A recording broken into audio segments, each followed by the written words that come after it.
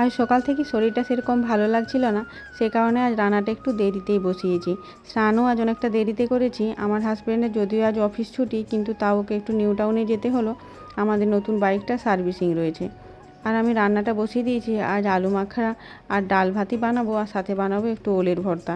আর কিছুই বানাবো না, সেরকম খাওয়ার ইচ্ছেও নেই, আর সকালেও সেরকম খাবার খেতে পারিনি, তাই ভাবলাম একটু পেয়ারা মাখা বানাই।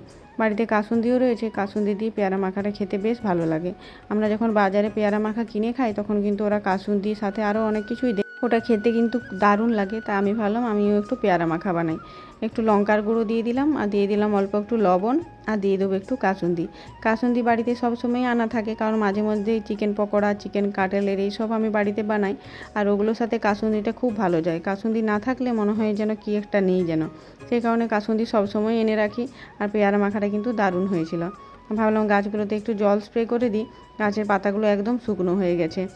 আজ অল্প স্বল্প রান্না, সেরকম কোনো রান্না নেই তো, হাতে অনেকটা টাইম রয়েছে, তাই গাছগুলোতে একটু জল দিয়ে দিচ্ছি। আর এই টবটাতে কদিন আগে একটা চিরবসন্ত গাছ লাগিয়েছিলাম, সেটাও মরে গেল। আর তারপরে যে গাঁদা ফুলের গাছটা লাগানো হয়েছিল সেটাও কিন্তু মরে গেল। আমার মনে হচ্ছে এই টবের মাটিটাতেই কোনো প্রবলেম আছে।